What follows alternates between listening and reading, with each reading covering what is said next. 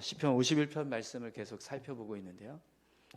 이 시편 51편은 다윗이 밧세바 사건을 놓고 하나님께 회개하는 그런 말씀입니다. 1절에서부터 5절까지 다윗이 자신의 죄를 고백하고 하나님 앞에서 자신의 본성이 죄인된 본성이라는 것을 고백하는 모습을 보았습니다. 그리고 어제 이제 말씀을 보면 그런 자신의 죄를 하나님께서 씻기지 않으면 그 죄가 사라지지 않는다는 것을 다윗이 고백하면서 하나님께서 죄를 씻어달라고, 하나님 죄를 지워주십시오, 저의 죄를 지워주십시오, 이렇게 간구하는 그런 모습을 우리가 함께 살펴봤습니다.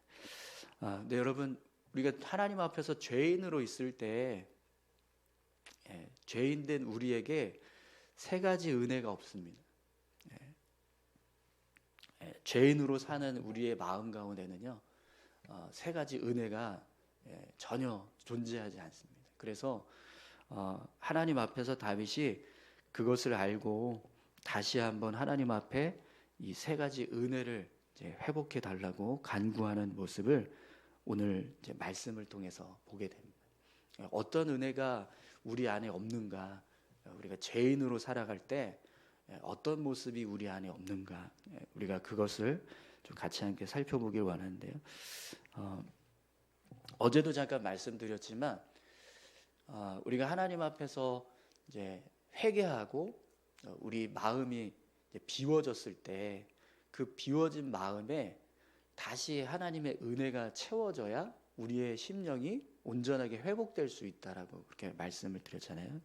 그러니까 이 세 가지 은혜는 하나님으로부터 와야, 우리 스스로는 이 모습을 절대로 회복할 수가 없어요. 그래서 다윗이 하나님을 향해서 자신의 그 죄로 인해서 가득 찼던 마음, 그 마음을 하나님 앞에 다 비우고 또 하나님께서 그 마음을 씻어주신 그 심령 가운데 하나님의 은혜가 부어지게 해달라고 간구하는 모습을 우리가 보게 됩니다. 그러면 다윗이 어떤 은혜를 하나님 앞에 구하고 있는가, 그 내용을 좀 같이 살펴보겠습니다. 우선 10절을 한번 볼까요? 10절입니다. 하나님이여 내 속에 정한 마음을 창조하시고 내 안에 정직한 영을 새롭게 하소서. 아멘. 지금 다윗이 하나님을 향해서 자신의 마음에 하나님이 주시는 정한 마음, 정직한 영을 새롭게 부어달라라고 간구하고 있습니다. 이 정한 마음, 정직한 영은요, 죄를 도모하거나 아니면 악을 행하는 그런 마음과 반대되는, 죄를 멀리하고 또 하나님 앞에서 의를 행하고 또 정직하게 삶을 살아가려고 하는 선한 마음을 의미합니다. 근데 그 선한 마음이 하나님으로부터 부어지길 원한다라고 고백을 하는 거죠. 네, 여러분, 우리가 죄인으로 있는 상태에서는요, 선한 마음이 없습니다. 왜 그러냐면, 여러분, 우리는 태어날 때서부터 타락한 본성을 가지고 있어요. 그렇기 때문에 그냥 그 마음 그대로 가만히 있으면 우리 마음이 어디로 향하게 될까요? 타락한 본성이기 때문에 죄로 향할 수밖에 없습니다. 그래서 그냥 우리 안에 있는 이 본성 자체로 그냥 우리가 삶을 살아가면 선한 것을 쫓아서 살아갈 수가 없어요. 그래서 다윗이 지금 하나님 앞에 정한 마음, 정직한 영을 부어달라고 그렇게 고백하는 거예요. 내 안에 있는 나의 본성이 죄악 가운데 있는 타락된 본성이라는 걸 알기 때문에 하나님을 향해서 하나님 정한 마음을 부어주십시오, 정직한 영을 부어주셔서 나를 새롭게 해주십시오, 이렇게 이제 고백을 하는 거죠. 여러분, 오늘 저와 여러분들 안에도 하나님께서 부어주시는 정한 마음이 충만하기를 소망합니다. 하나님, 저에게 정직한 영을 부어주십시오. 하나님이 부어주시는 그 정직한 영이 제 마음에 충만해야 제가 하나님 앞에서 선한 것을 쫓아 삶을 살아갈 수 있습니다. 우리 안에 있는 저의 죄된 본성, 우리의 죄된 본성은 끊임없이 하나님 앞에서 악을 행하고 죄를 행하고 하나님 보시기에 부끄러운 모습으로 살 수밖에 없는 그런 존재, 그런 존재인 저에게 하나님이 주시는 정한 마음, 정직한 영이 부어졌을 때 우리가 하나님 앞에서 새로워지는 거듭난 자의 삶을 살 수 있습니다. 우리가 이렇게 고백하면서 하나님이 부어주시는 정한 마음, 그 마음을 채워가는 삶을 우리가 살아가야 될 줄로 믿습니다. 또 다윗이요, 하나님을 향해서 어떤 은혜를 구하는가 한번 보십시오. 11절입니다. 나를 주 앞에서 쫓아내지 마시며 주의 성령을 내게서 거두지 마소서. 아멘. 네. 다윗이 하나님을 향해서요, 자신을 쫓아내지 마시고 주의 성령을 거두지 말아달라고 간구하고 있습니다. 여러분, 성령님께서 하시는 일들이 여러 가지 있잖아요, 그죠? 근데 그 중에서 우리에게 가장 먼저 행하시는 일이 뭔지 아세요? 하나님을 알게 하는, 하나님을 깨닫게 하는, 하나님의 존재에 대해서 깨닫게 하는 거예요. 성령님이 처음 우리에게 들어오셔서 하는 일은요, 하나님이 계시구나, 내가 죄인이구나, 내 이 죄인을 구원할 수 있는 분은 하나님밖에 없구나, 이 땅에 오신 예수님이 나를 구원하시기 위해서 오신 구세주구나, 이걸 알게 하는 것, 그게 성령님이 우리 안에 들어오셔서 하시는 첫 번째 일입니다. 그런데 지금 다윗이 뭘 고백하고 있습니까? 하나님 앞에서, 주 앞에서 쫓아내지 마시고 주의 성령을 거두지 마소서, 이렇게 간구합니다. 그러면 여러분, 하나님 앞에서 쫓겨난 자의 모습을 한번 보세요. 하나님 앞에서 쫓겨난 사람이 어떻게 살아가게 될까요? 하나님을 인식하지 못하면서 살겠죠, 그죠? 그런데 성령이 거두어진다고 생각을 해보세요. 그럼 이 사람은 어떻게 살아갈까요? 전혀 하나님을 알지 못한 채 계속 그 죄악 가운데서 삶을 살아가게 됩니다. 여러분, 사울 왕의 모습이요, 지금 딱 이 모습이에요. 사울 왕이 하나님 앞에서 아말렉과 전쟁 치를 때 하나님이 불순종하니까 내가 너를 버렸다, 이렇게 말씀하시잖아요. 근데 아말렉이 버렸다라고 하는 그 말씀 이후에 그의 삶을 보면 그의 마음 가운데 어떤 영이 임하죠?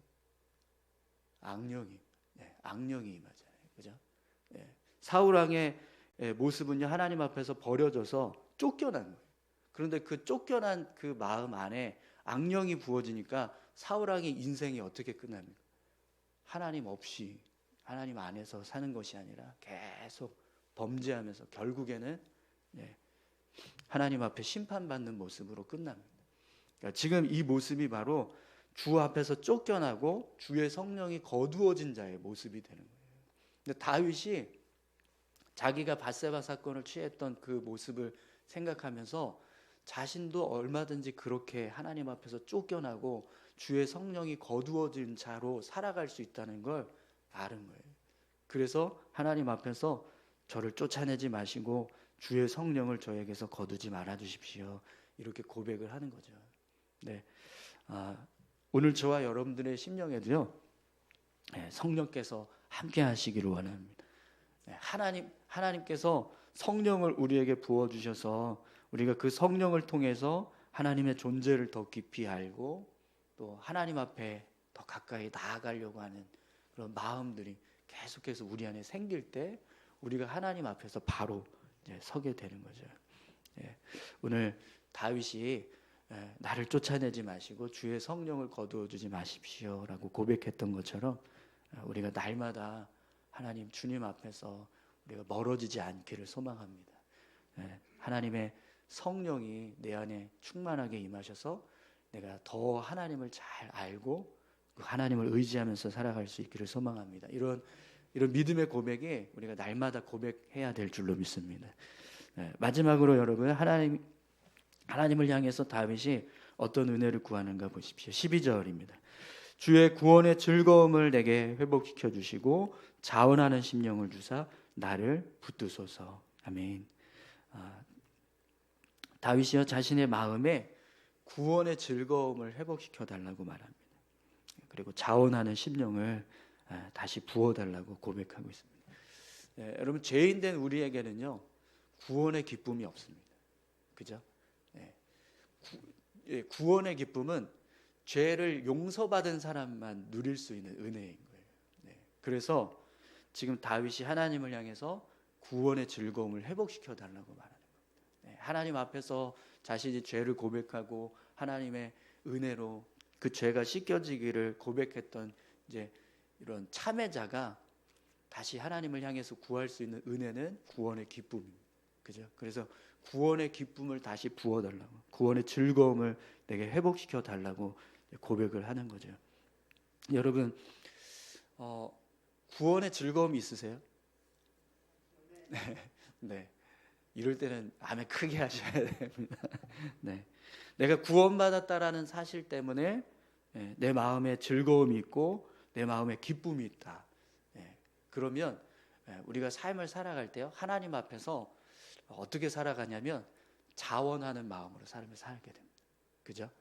여러분, 다윗이 삶을 살았던 모습을 한번 생각해 보십시오. 그가 하나님 앞에서 막 정직하게 막 살고 싶지 않고 막 악하게 살고 싶고 뭐 이렇게 뭔가 이렇게 하나님 앞에서 선한 모습으로 살고 싶지 않은데 억지로 이렇게 선한 모습으로 살려고 했던 그런 모습이 있었나요?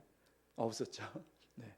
하나님을 섬기고 싶지 않은데 억지로 막 어쩔 수 없지 하면서 막 이렇게 하나님 섬겼던 모습 보신 적 있으세요? 없으셨죠? 네. 그러니까 다윗 안에는 늘 구원의 기쁨이 있었어요. 그래서 하나님을 향해서 나아갔던 다윗의 모습은 늘 자원하는 모습입니다. 그런데 밧세바 사건 이후에 그 마음이, 구원의 기쁨이 사라지니까 어떻게 될까요? 자원하는 마음도 사라지는 겁니다. 그래서 다윗이 다시 하나님 앞에 구원의 기쁨을 허락해 달라고 고백하는 거죠. 그리고 자원하는 마음을 부어달라고. 하나님을 향해서 나아가는 어떤 모습도 억지로 마지못해서 나아가는 모습이 아니라 정말 기쁨으로 나아갈 수 있길 원합니다. 이렇게 고백하는 겁니다. 네, 여러분, 저와 여러분들에게도 구원의 기쁨이 충만하기를 소망합니다. 이 구원의 기쁨은요, 우리가 스스로 얻는 게 아니라 하나님이 부어주셔요. 그죠? 네. 내 죄가 정말 주홍같이 붉은데 하나님이 눈과 같이 희게 해주셨다. 그게 깨달아지면 구원의 기쁨이 그만큼 더 커지게 될 겁니다. 하나님께서 그걸 부어주시는 거죠. 오늘 저와 여러분들에게 구원의 기쁨이 충만하기를 축원합니다. 그래서 여러분, 우리의 삶이요, 하나님 앞에서 자원하는 마음으로 우리 신앙 생활을 할 수 있기를 간절히 소망합니다. 우리 같이 함께 기도하실까요? 다윗이 세 가지 은혜를 하나님 앞에서 구합니다. 하나님, 정한 마음, 정직한 영을 부어주십시오. 제 안에는 온갖 더러운 죄로 가득해서 늘 죄 가운데 빠지고 악한 것을 생각하고 하나님 앞에서 불의한 것들만 쫓아갈 수 있는 그런 죄된 모습이지만, 하나님이 정한 마음을 주시고 정직한 영을 주시면 제가 하나님 앞에서 선한 모습으로 삶을 살아갈 수 있습니다. 하나님, 저에게 성령을 부어주십시오. 그래서 그 성령을 통해서 하나님을 더 깊이 알고 하나님 앞에 바로 서고자 하는 믿음의 모습으로 살게 하실 줄 믿습니다. 하나님, 우리에게 구원의 즐거움을 허락해 주시고 자원하는 마음을 부어주십시오.